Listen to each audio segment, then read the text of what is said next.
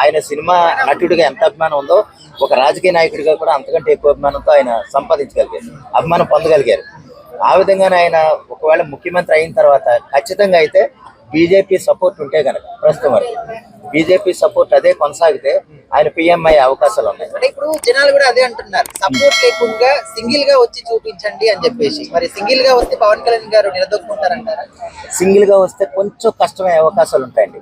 ఈ మాట ఎందుకంటున్నానంటే ఇప్పుడు జనసేన అనేది ప్రస్తుతానికి ఆంధ్రప్రదేశ్ లో మాత్రమే ఉంది, తెలంగాణలో కూడా ఇంకా పూర్తిగా పాకుపోలేదు. అలాగే కేంద్ర రాజకీయాల్లో కూడా ఆయన పాలు పంచుకోవాలంటే కనుక జనసేన అనేది కేంద్ర స్థాయిలో కూడా ఆయన ఎస్టాబ్లిష్ చేసుకోవాలి. ఒక జనసేన అనేది ఒక కేవలం రీజనల్ పార్టీగానే ఉంది, అది ఒక బీజేపీ కాంగ్రెస్తో సమానంగా వెళ్ళి పోరాడగలిగే శక్తి ఆయన దేశం మొత్తం మీద ఆయన చేయగలిగినప్పుడే ఆయనకు ఒక ప్రధానమంత్రి స్థాయి వస్తుంది. లేదా ఈయన ఏదన్నా ఒక విధంగా ప్రధానమంత్రి అయ్యే అవకాశాలు ఉన్నాయని ఎలాగో అన్నారంటే, ఈయనేమన్నా బీజేపీలో కలిసిపోతే అక్కడ ఏంటంటే మన ఉత్తరప్రదేశ్ ముఖ్యమంత్రి యోగి గారు నెక్స్ట్ పీఎం అయ్యే అవకాశాలు యోగి గారిని అంటున్నారు. యోగి గారిని ఒకవేళ తప్పించి అంతకంటే సత్సంబాలు మోడీ గారితో కనుక పవన్ కళ్యాణ్ గారిని నడపగలిగితే, ఈయనకున్న శక్తి సామర్థ్యాలను ఆయన నమ్మగలిగితే కనుక సీఎం లైన్ అదే పీఎం లైన్లోకి తీసుకొచ్చే అవకాశాలు అయితే ఉన్నాయి.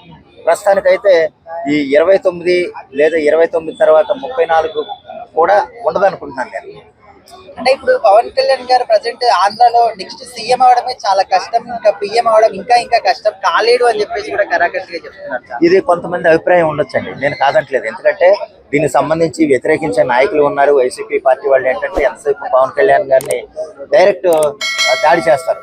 అదే కాకుండా ఎలాగంటే చాలా మంది ఇప్పుడు ఎవరేది మాట్లాడినా సరే వాళ్ళు వ్యక్తిగతంగా దాడి చేస్తారు. రేణు దేశాయ్ గారు మాట్లాడినా సరే ఏదో ఒకటి అంటే పవన్ కళ్యాణ్ గారిని లింక్ చేయటం ఈ మామూలు వాళ్ళకి మామూలే. అయితే ఏంటంటే ఇక్కడ రాష్ట్ర రాజకీయాల్లోనే పూర్తిగా చేయలేనప్పుడు నెక్స్ట్ వచ్చే సీఎంగానే ఆయన నిలబడలేనప్పుడు పీఎంగా ఎలాగెళ్తారు అనేది వాళ్ళ పార్టీ లేదా కొంతమంది అభిప్రాయం, కొంతమంది ప్రజల అభిప్రాయం.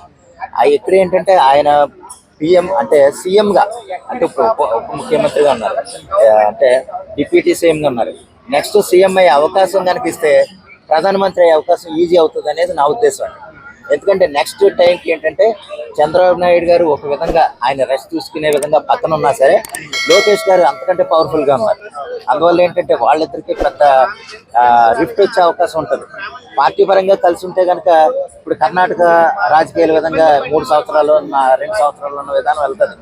లేదా ఇద్దరు కలిసే చేసుకుందాం, లేదా మీరు ముఖ్యమంత్రిగా ఉండండి నేను ఉప ముఖ్యమంత్రిగా ఉంటానని లోకేష్ గారు పవన్ కళ్యాణ్ గారు ఆ స్థాయిలో ఇద్దరు వెళ్ళే అవకాశాలు ఉంటాయి.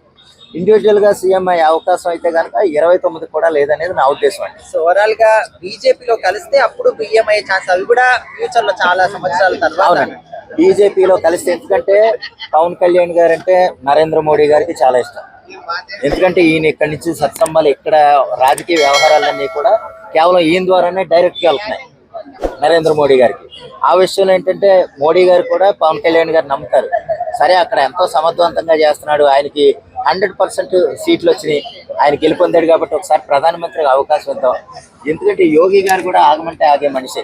ఎవరు మోడీ గారు చెప్తే కనుక నువ్వు ఆగు, నువ్వు ఆల్రెడీ నీ రాష్ట్రాన్ని ఉత్తరప్రదేశ్ నువ్వు చూసుకో, ఇక్కడ పవన్ కళ్యాణ్ ఏమన్నా అవకాశం ఇస్తే కనుక ఇద్దాం అని 29కి అయితే కాదు, ఖచ్చితంగా 34కి ఏమన్నా అయితే అవకాశం ఉందండి. అది మోడీ గారి సహకారం ఉంటే. ఇండివిజువల్గా అయితే ప్రస్తుతానికైతే లేదు.